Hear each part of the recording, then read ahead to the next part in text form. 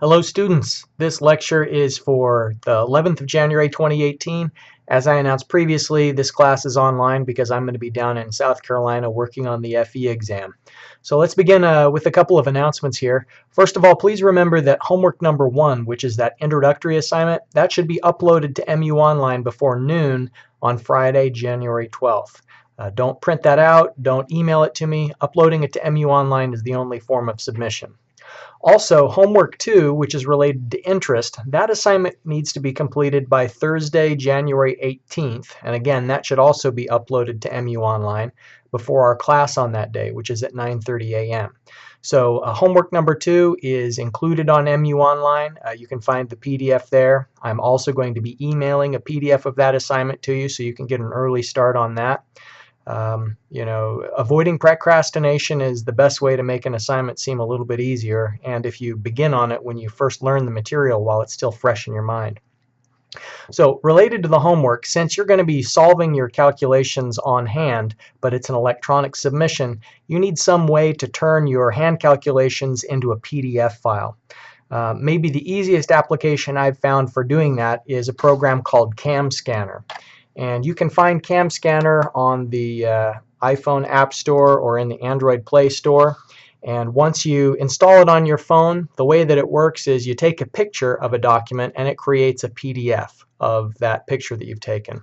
So you can, Cam Scanner is the name, and once it takes the picture and creates the PDF, then it uploads a version of that PDF to the cloud. You'll create an account on this Cam Scanner website and you'll be able to sign in, and your PDF will just be there that you can download and then put onto MU Online.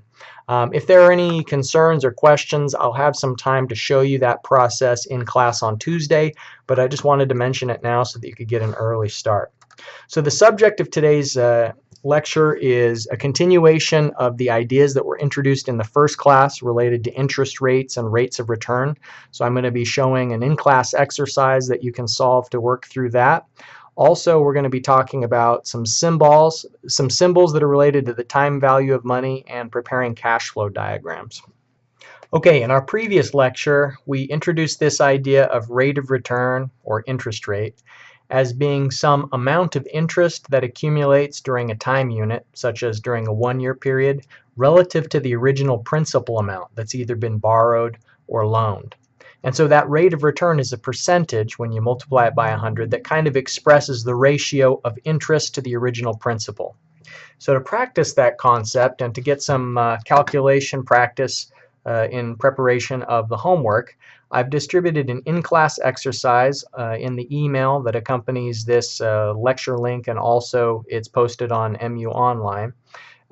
So here is in-class exercise number 2, and what I'd like you to do is print that out and try and solve each of these 4 questions.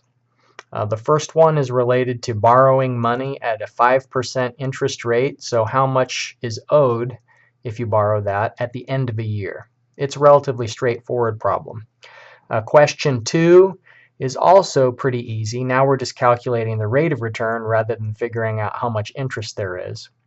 Problem 3 is a little bit more tricky for 2 reasons. For one, you're having to do some currency conversion. And I think if you look at it and spend a little bit of time thinking, the currency part is relatively straightforward. However, what makes problem 3 a little bit more tricky is the fact that you're going to be having to calculate the amount at the beginning of the year. So think of it this way. In problem 3, someone at the end of the year has this balance, $55,123. What we're trying to do is find out how much was initially deposited at the beginning of the year. So if it's earning 3% interest, this final balance of $55,123, that represents the interest and the principal. So we want to find out how much is just the principal itself. Now, if you can't figure that out, there is going to be the solution that will be shown on screen in just a moment, but I'd like you to try and do your best to figure that out. And a lot of times students get an answer that's fairly close, but it's actually not the right answer because they make the mistake of just simply using the final amount as the principal. But keep in mind that this is the balance at the end of the year, not the beginning of the year. And the interest amount is this 3% interest rate. is what applies to the beginning balance when you find out how much the interest is. I think you'll see in just a moment, once you work on it and take a look at the solution, what I mean. Finally, in problem 4, you're going to try and sketch a cash flow diagram. You've never seen a cash flow diagram before, but I'd like you to get an initial try of how to sketch one out. Just that visual representation that begins with a straight line I showed in class previously. All right, let's take a quick look at the solution to the first 3, just so that we can all stay on the same page if there's some questions. Okay, so the first one, you borrow $20,000 from a bank that charges 5%. What's the total amount that is owed after a year? So we say the total amount is going to be the principal plus the interest that's due. So you'll owe $20,000 plus 5% of $20,000. So the principal amount, the interest amount, add it together, it's $21,000. All right, that's the final accumulated amount. Any questions from the first one? Okay, we get progressively a little more tricky here. Okay, question 2. What rate of return will you earn if you invest $20,000 in a company and after 1 year they pay you back, did I say 20,000? I meant 200,000 if I said 20,000. 200,000, they pay you back 212,000. So let's define the terms. As a first step, it's always good, if you're going to be substituting into a formula, label the variables that you're going to be substituting into. So I've labeled here principal, interest, then I substitute into the rate of return formula. I did a little bit of subtraction when I was finding that interest amount. Obviously that is the 212 that I know is including both the principal and the interest, because it's the total accumulative amount that I want to get paid back. And so the interest amount divided by the principal amount times 100, so that's 6% per year, since this is after 1 year. And that's the common time frame that we're going to be using for interest rates, is on an annual basis. So the amount expressed as a percentage on an annual basis. All right, so the first 2 I saw most people got without too much trouble. The third one's a little tricky for 2 reasons. First of all, we've got these weird currencies. We'll sometimes do that through the semester just for fun. This ISK is the Icelandic crown. That's the currency they use in Iceland. And then AED is UAE dirhams. That's the currency that they use in Dubai. So we know that today, after a year of saving, there is 55,123.45 crowns in Peter's savings account. So that includes the original amount that Peter deposited plus whatever interest accumulated during that 1 year period. We know that the account was earning 3%. We want to find out how much was the value a year ago before the interest accumulated, and we want to know it in dirhams rather than Icelandic crowns. So what I did as a first step, this isn't the only way. There are a couple of correct paths for this solution. The first thing I did was I converted from crowns into dirhams for today. Now you can see the exchange rate is in the denominator because I've got ISK in the numerator, ISK, canceling those 2 out, we'll put this AED from the denominator of the denominator back into the numerator. So it cancels out algebraically. That's another way to think of it, more logically maybe, is you have to pay 35 crowns for a dirham.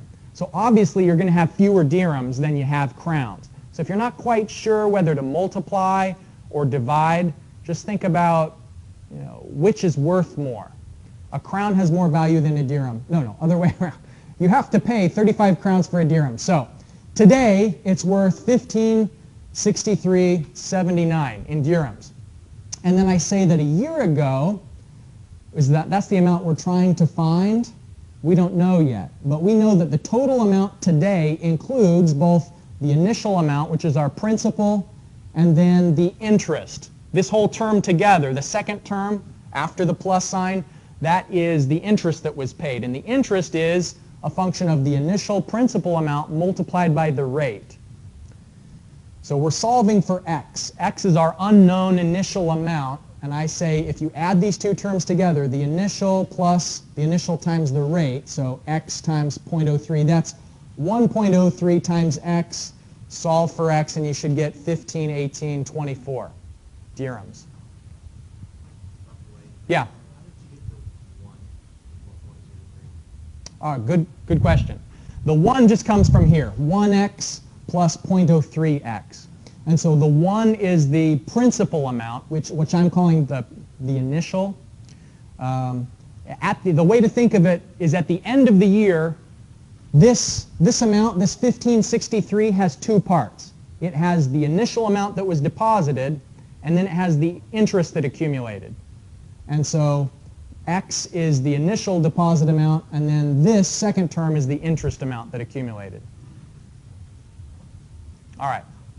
Okay, so we've gone over the first 3 problems. What I'd like you to do now is, without ever seeing a cash flow diagram before, I'm asking you to go out on a limb, be creative, and come up with some sort of a visual representation for how to summarize the problem that's described in step 4.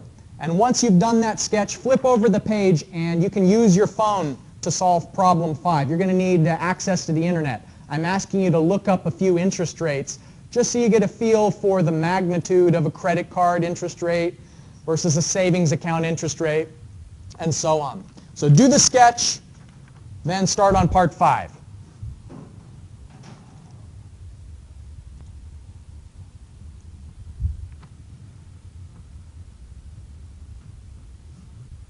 Here's the little sketch that I put together. Why do you suppose I have one line going up and then the other line's going down? What could be a possible interpretation of that? Okay, yeah, up is when you're receiving money, down is when you're outflow. So inflow versus outflow. That's right. And then you'll notice that these lines are the same length, roughly. Of course, the interpretation of that is that the amounts are the same.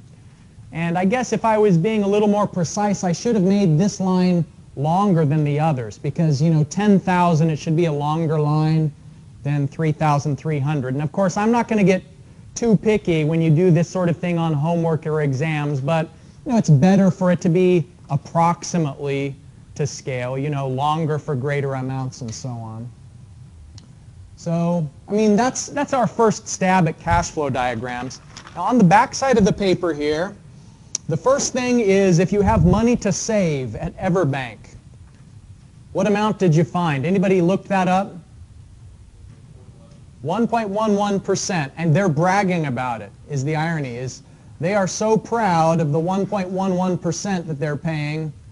Here it is, 1.11%, 1-year intro APY. After a year, it's almost certainly going to go down. Right now, this is the highest interest rate in the country that you can get on a money market or savings account. So it's pretty terrible. I remember back in 2008, the year before I came to Marshall, I had a savings account that was paying 5.6%. That was a nice savings account. But because of the economic recession, interest rates went down because the demand for money went down among businesses. The central banks were paying less interest and so on. So for a variety of reasons, when you are giving money to the bank, they don't want to pay you very much. But when you're paying money to the bank, of course, they still want a lot there. And so let's look at the mortgage rates. All right. So here is the interest rate and the APR. We'll talk about what the difference between the rate and the APR. We'll go into a lot of details on that later, but the short answer is it has to do with the effect of compounding. When you pay interest on top of interest. That's why the APR is higher. So here it has a 15-year, it looks like 3.05 approximately. For their 20-year, they want 3.33, and the 30-year, 3.591.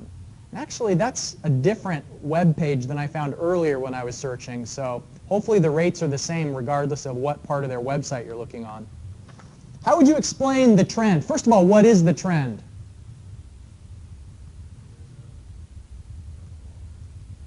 The interest rate is increasing the longer you're borrowing the money from the bank. Why do you suppose that is? Why do you think the bank wants you to pay more if you borrow the money over 30 years compared to borrowing the money over 15 years?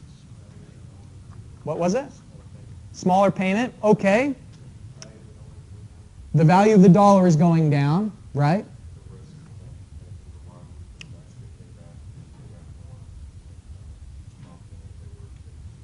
Right. So he mentioned the risk. You know, the longer the loan, I guess, the more risky it is for the bank for a lot of reasons. You may not repay the money.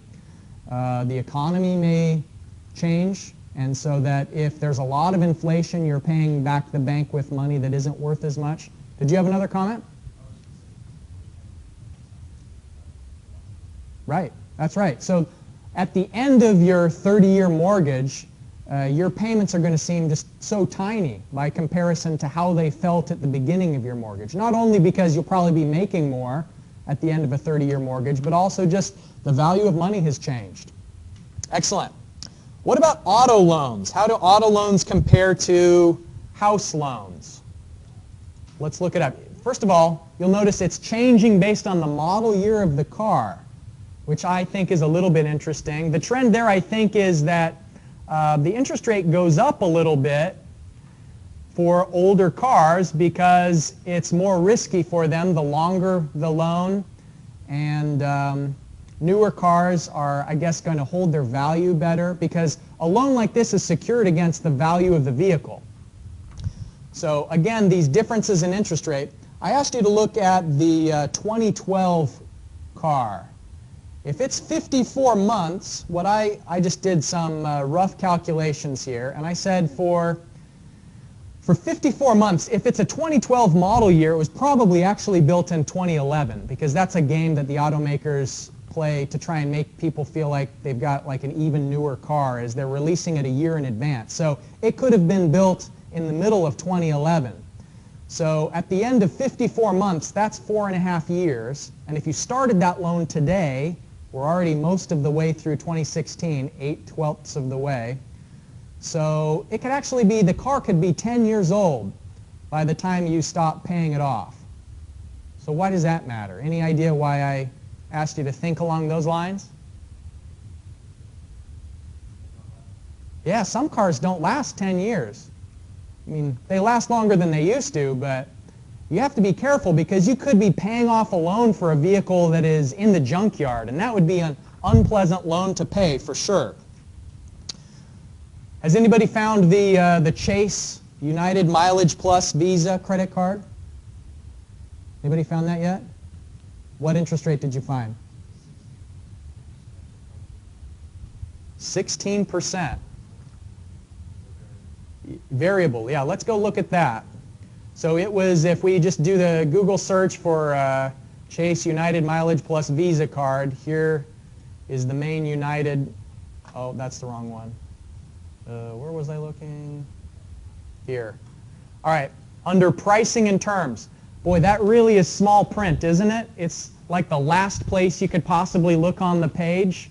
There's a reason why they made it super small print at the bottom and far on the right. It's because they don't want you to look, right? But if you do look, you're going to get some unpleasant news about your credit cards. 16.24%. And the way they calculate that is that they add, with a little asterisk here, A, that is, they add 12.74% to the prime rate. The prime rate is just kind of like, it's what banks charge each other for short-term loans. And so they're going to get the money that they give you to purchase your things from some other bank or from the government, and then they want 12.7% on top of it from you. One of your homework assignments asks you to identify some symbols by breaking down a problem statement. And these are the kinds of symbols that it's asking you to assign by reading into the text and finding out, breaking the problem down into its variables. And so in problems like that, say for instance we have this statement. You borrowed $10,000 at 6% compounded annually to be paid back after 5 years. How much must be repaid? And so what you should do is, in this problem statement, try and find out what is the I, what is the N, P, and F. So the easiest one probably is the interest rate because it's got the little percentage after it. And so what you could say is I equals 6%. N isn't always the number of years. Sometimes, depending on the terms of the loan or how often interest is compounding, your interest periods may be months, it could be quarters. Stocks, for example, often pay their dividends on a quarterly basis. In this case, though, the period is a year, so N would be 5 years in this problem statement. So what about P and F? Well, if you read the problem statement, it doesn't actually say that you borrow $10,000 now, in the present. It doesn't say it directly, but it's kind of implied. You know, when you borrow money, that's when cash flow diagrams begin. So you'll get more experience with this, and you won't need it to say explicitly you borrowed $10,000 at year 0. But you know, this is a transaction that all time references begin with the borrowing of that $10,000. So what we say is that P is $10,000, and how much must be repaid? Well, it's talking about at the end of 5 years how much must be repaid. And so F would be equal to question mark. That's the unknown for this problem. So this is how we can summarize it. P, I, N, and F. All right. Any questions about that technique of breaking down a problem statement and assigning the variables?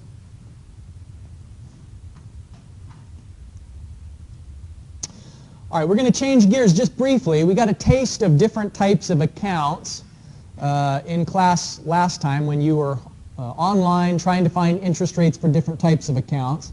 But it's important when we talk about taking out loans or interest rates that we keep in mind the types of accounts that are available to not only individuals but also businesses, because some of you may work for engineering firms or private companies that these financial matters are kind of important.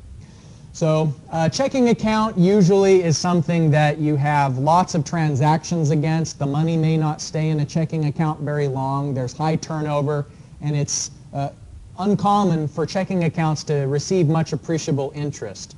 A savings account, on the other hand, the money goes in and out of a savings account generally slower. That's where you're putting it in to try and gradually over time accumulate interest.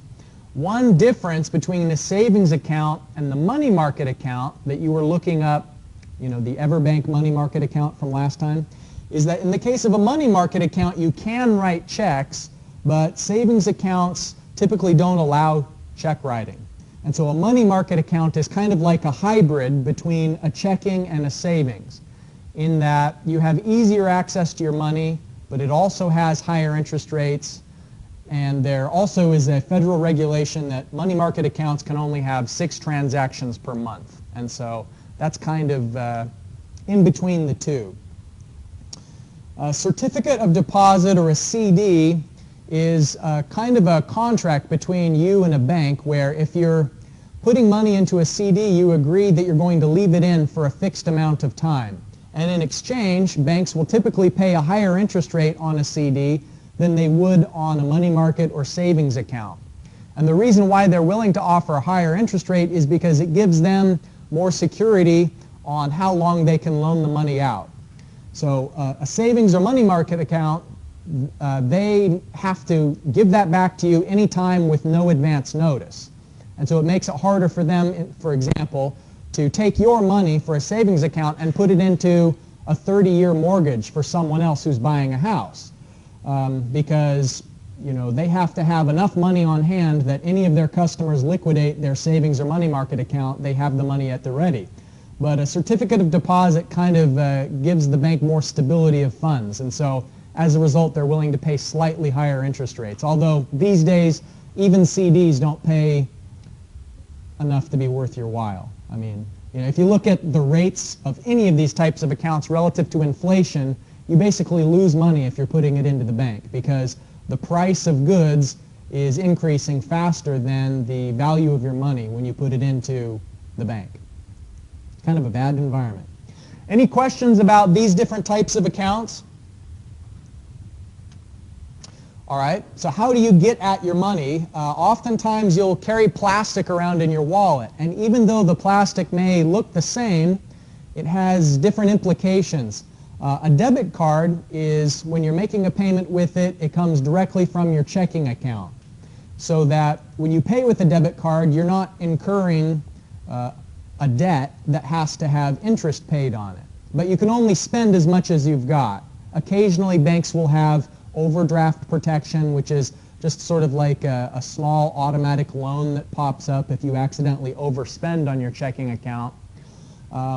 But more commonly, if you're going to buy something on credit, you'd use a credit card. And those are unsecured, meaning that when you spend that money, it's typically not on things that the bank can come back and repossess, in the same way that they could take back your car if you don't pay your bills, or repossess your house if you don't pay your loan. You know, if you think about a credit card, the types of things you're buying it with it, you're buying coffee, sandwiches, you know, airline tickets, and the bank can't repossess your sandwich. So that's why partly the interest rates are higher on credit cards than they are on other types of secured loans. So a mortgage or a home equity loan, these are both secured by ownership of your house. And so that if you don't pay your bills, the bank has something that they can resell to try and recoup the value of that loan that you took out from them. And that's part of the explanation why mortgage loans have so much lower interest rate than credit cards. The difference between a mortgage loan and home equity, though, is that the mortgage loan is used for the original purchase of the house. It's the loan that you'd use to get into the house in the first place. And then as you're paying off the mortgage loan, let's say the house is worth $200,000 and you only owe $150,000 to the bank after you've made some payments through the years. So what that means is that you have $50,000 in equity, that of that $200,000 the bank owns $150,000 and you own $50,000. So you can take that value that you own and get a loan against it. And that's what a home equity loan is. It's when a bank will loan you against the portion of the house that you are the owner of, and then you can use those funds to do something like remodel your bathroom, or put in a new driveway, or sometimes it's not even related to household expenses at all. Some people use home equity loans to pay for education and cars and so on. But it's secured by the house, so that if you don't pay your home equity loan, then they can, in theory, repossess your house. Any questions about these kinds of accounts? All right. So back to this idea of assigning terminology. Oftentimes, different textbooks have different abbreviations, and so some of you may end up taking the Fundamentals of Engineering exam or other kinds of licensing tests that have, as a small subset of the questions you're taking, questions related to engineering economy. So you may have a test that talks about PV, which means present value, and you're accustomed to hearing about present worth. Well, don't let a change in terminology throw you off. They all mean essentially the same thing, and through the course I'll use some of these interchangeably. I won't typically talk about discounted cash flow, but we will sometimes phrase the amount of money today. We'll sometimes call that the present value or the present worth.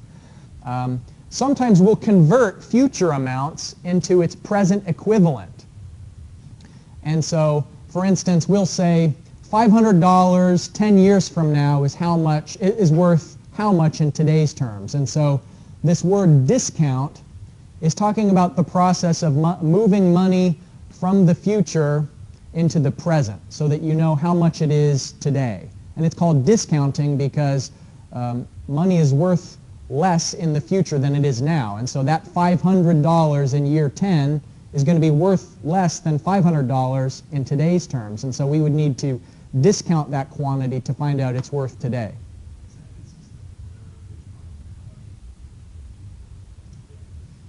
It's very uncommon. There's something called deflation.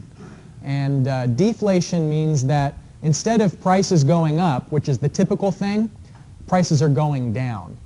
And deflationary periods only happen when an economy is sort of in trouble. Like when people are afraid to spend money, then retailers have to start lowering prices of things if there's not very much demand. So let's say, for instance, if if the nation is starting to go into a recession, then Best Buy and Amazon, everybody's lowering their prices to try and entice people to buy. But then it's kind of a chain reaction, because if you know that prices are going down, then you say, well, maybe I'll wait till next month, because you don't want to spend $100 now on something if you think it's going to be $95 after another month. And so deflation actually goes in sort of a tailspin where nobody wants to buy because everyone's convinced it's going to continue getting cheaper. So that would be a case where it's the opposite of usual. Usual is inflation, but sometimes it does happen the other way around.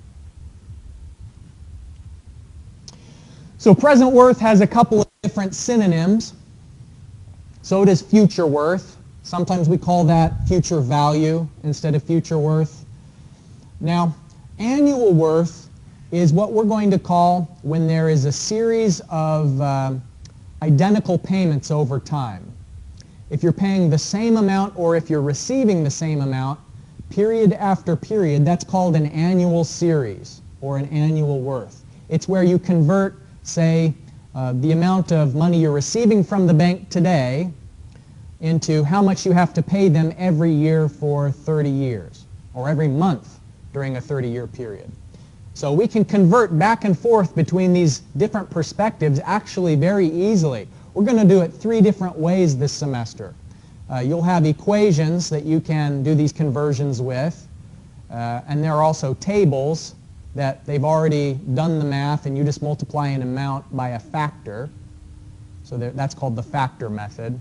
And then also there will be the days where we're working in Excel and there are automatic functions built into Excel that do the conversions for us very easily. So you'll learn all 3 of the ways to convert between these different time frames of money. So here's another look at these abbreviations. I, we already talked about, interest rate per period. N is the number of periods. Sometimes periods are years or months. F and P. So A is sometimes another abbreviation we use for an annual series if it's a recurring, ongoing periodic amount. All right, so here's the bulk of what we're going to be working with today, is setting up cash flow diagrams. You got a first opportunity to draw your own cash flow diagram last time without ever having seen an example of what they're supposed to look like. That'll change today. The standard, like sort of our convention, is that when cash comes in from the perspective of whoever we're doing for a cash flow diagram, let's say it's your perspective. When you receive money, then that means that the line should be up, or that we have a plus sign for that amount. So that can include revenue if you're operating a business, receipts if you're selling things, income, if you have a salary, or customers who are paying you. And here's an interesting thing, that if you have expenses and you find some way to trim those expenses, like cutting your power bill or negotiating a lower rent rate with your landlord, savings are also considered as an inflow. So keep that in the back of your mind. So all of those things you can consider as money coming to you. We have a plus sign and the arrow goes up when we're doing the cash flow diagram for cash inflow. Outflows are the other way around. So that's any time you're spending money. The money is coming out of your wallet. So disbursements, costs, expenses, taxes, that's a minus sign. You can think of money as kind of like a tank. Well, your checking account is like a tank. And money comes into the tank, money goes out of the tank, and hopefully, in the case of your checking or savings account, you want the tank to be filling, or at least steady, because when the tank is draining, that means you're spending more money than you're receiving, and that's not sustainable over the long term. The difference between the two, the difference between the cash inflows and outflows, is the net cash flow. Sometimes you'll have both expenses and revenues in the same year. And so you'll need to account for the difference between the two of the inflows and the outflows and find the net amount for each year. And this is especially important for some of the Excel calculations that we do, because we'll have some methods that if you don't use the net cash flow, the answer is slightly wrong. You'll see what that means when we get into the Excel stuff, but just from a definition standpoint, net cash flow is the difference between inflows and outflows for a given year. Okay, the end of period assumption is a little bit of a simplification that we use to make it easier to calculate all these kinds of problems. And what it is, it assumes, for instance, that you work during a year and then you receive all of the inflow, all of the revenue to you at the end of that year period. Now, in reality, you may get paid every month or you may get paid every week. And you can do a cash flow diagram on a week-by-week basis, but then you end up with really a lot of lines and a very lengthy cash flow diagram. And so when you break time up into periods, we're assuming that your expenses and your revenues are all received or paid out at the end of a time period. Now, most of the time, these amounts are estimated as a point estimate. It's hard to predict exactly what's going to happen in the future. And that's one of the things you always need to remember about these cash flow diagrams, is that often the amounts are just estimates of revenue or estimates of expenses, and you can't count on them being exact. So if you assume that after you graduate you're going to have an income of $150,000 per month, boy, that would be really amazing. Maybe this is a business's income rather than an individual's income, but that point estimate may or may not be accurate, and so all of the project planning you do based on these estimates has to be contingent. You have to put in some analysis of what's the likely range, and that's what a range estimate is trying to identify the minimum or maximum amount that may bound a particular cash flow. So let's say that you're going to be purchasing equipment some years in the future and you don't know exactly how much that equipment will cost, but you estimate it would be between 2.5 and 3.2 million. So that's just an illustration of the difference between a point estimate and a range estimate. Most of the time we'll be using point estimates. But if you're doing cost analysis and engineering economy for a real business, you do a lot of different point estimates so that you can get a handle on what's the range of possible outcomes. Just to be on the safe side, you want to be aware of what happens if your business isn't doing as well as what you hope. Okay, so drawing a cash flow diagram. What you do is begin at year 0, you have a horizontal line and then put these little tick marks in them, evenly spaced. Now, this is a situation where I'm not going to deduct points if you're 1 millimeter off from even spacing. I, more than anyone, know that it's sometimes hard to do these drawings really neatly. But it's much easier if you're using Excel or if you've got some of the engineering paper that has the squares on the back of it. That makes it a little bit simpler. But each one of these marks can identify a time period. It may be a month, it may be a quarter or a year, and you just have it continue through the number of years that are described in the problem statement, assuming the end of period cash flows. And that's what we were talking about a moment ago, where when you have revenue or expenses, you would put them at the end of a year. So this 1 refers to the end of the first year. So year 0 is the present. Any money that you receive for working during the first year would be a cash inflow at line 1. Even though you did the work over a 1-year period, you receive it at 1.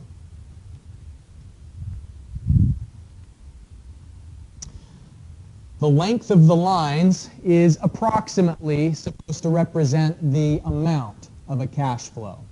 And like we were talking about before, inflows are pointing up and outflows are pointing down.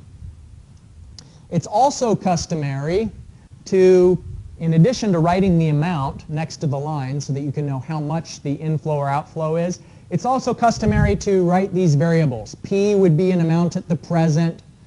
F would be some amount in the future.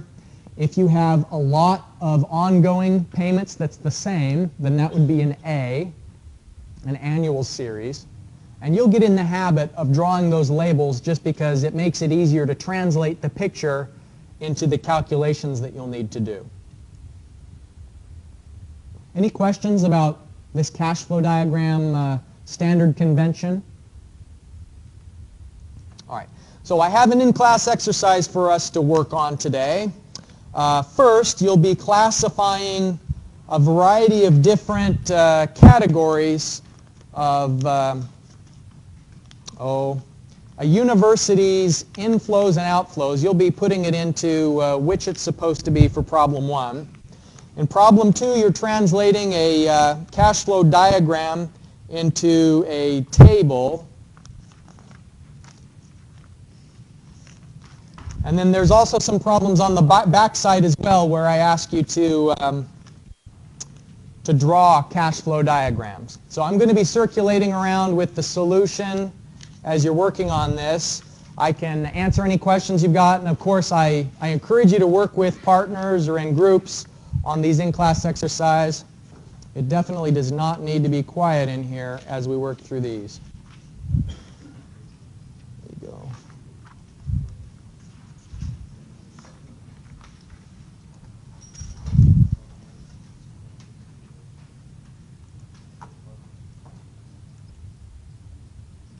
Okay, most people are finishing up with the front side of the paper, so let's pause for a moment and just make sure we're on the same page with everything. So if you break down these different types of inflows and outflows, some of them are a little bit subjective and may be in one column or another, and I think I had a few more categories on this paper when I did it in a previous semester. But parking fees, for example, get paid to the university. That's not them paying you to park in the parking lots, as I'm sure you already know. Tuition is an inflow to the university. Application fees is cash coming to them. If you think about the Pizza Hut or the Starbucks on campus, those are the retail outlets, and they have to pay rent to the university, so presumably they're getting some income from that. Savings, remember, if you are able to somehow reduce your expenses, that's considered as an inflow. So savings from cooling system improvements, patent commercialization is when they have, like someone, oh, you didn't have that on yours, did you? No. All right, well, we don't need to talk about it then. Any questions on this first one of inflows versus outflows? All right. What I really want to do is show you a couple of things on this cash flow diagram. So all of these amounts in years 1 through 5, those lines are the same length, and then there's an A above it. The A label should give you a clue that there is a recurring amount that's the same. And so even if they were slightly different, because like I have a sloppy hand or something, the clue is if they look about the same height and there's an A, then that's an annual series where the amount is recurring every year. So that's one thing to know about that. The P with a question mark, this picture is really a problem statement. And what this picture is telling you, the reason why that line is so wide is that's to identify the unknown. What it's saying is all this stuff's going to happen in the future. In the future, you're going to get money. You'll have a couple of years where you have an expense. What this problem statement is, picturally, from the picture, is saying find out the present value of all of these future cash flows. And so it's saying what is the present amount of if you discount all those future expenses and revenues to year 0. So we said it's from the picture considering as 0 inflow and an unknown outflow. This net cash flow column is only for a row-by-row basis. It's not cumulative. Later on, we will do some spreadsheets where you find an accumulative amount, but this one is just for each row in question, the net cash flow for year 5, for year 6, and so on. Okay, so any questions about the first 2 problems before you continue with the back side of the paper? All right.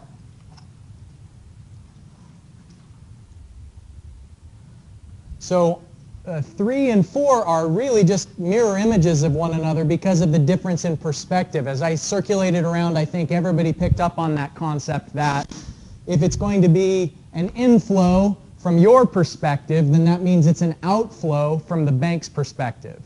If you're getting the money, they're giving it up. So that's why the line is up for the problem 3 and down for problem 4. And then the clue that there's only a one-time payment is it says, is it on this side? I think the sound is turned up all the way over here. Paranormal activity again. There we go. All right. I don't think it'll happen again. All right, so it's a one-time payment, this $30,000. In 3 years, you will pay.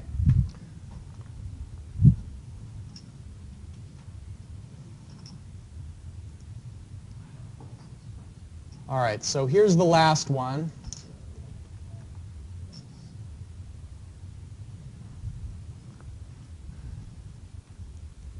The cash flow diagram for number 5, there are actually 2 right answers.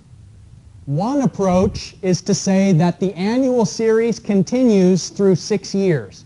And so it's going to be that same arrow height for years 1 through 6. And then in year 6, there's also a separate future amount of $50,000 on top of the annual series that was already there. Or you can also have the annual series only going years 1 through 5, and then a one-time F of $135,000. Both of those, if you were going to move the money back and forth, both of those are acceptable, and you'll get the same amounts if you're converting from future amounts to present values and so on. So that's what I'm saying here in this typed in text, that the A, as I've drawn it, is in years 1 through 6.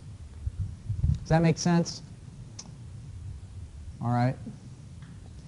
Number 6 is tricky. This is the kind of problem that, sadistic professors love to put onto their exams, because it's not till the very end when it says, draw the cash flow diagram from the bank perspective. It's really easy to sneak that in there, do it from this opposite perspective than you might actually been ordinarily thinking about, because it says you saved $10,000, and so you're thinking, okay, this is from my perspective, but it's not till the end that the switcheroo occurs. So be careful. I won't intentionally be tricky like that. When I ask for an alternate perspective, I'm not trying to get you, but read the entire problem statement and it won't be an issue. So since it's from the bank's perspective, what that means is you walk in every year and give them $10,000, and then at the end of the 7th year. So the end of the 7th year, that's a little bit tricky too, because you may be thinking, does the end of the 7th year mean at line 8? So eventually it'll come naturally, but here is the end of the first year. The first year goes from 0 till 1. So that first year is a year in length, and it ends at the number 1. So that's how you find out the end of the first year, and so on until you get to the end of the 7th year.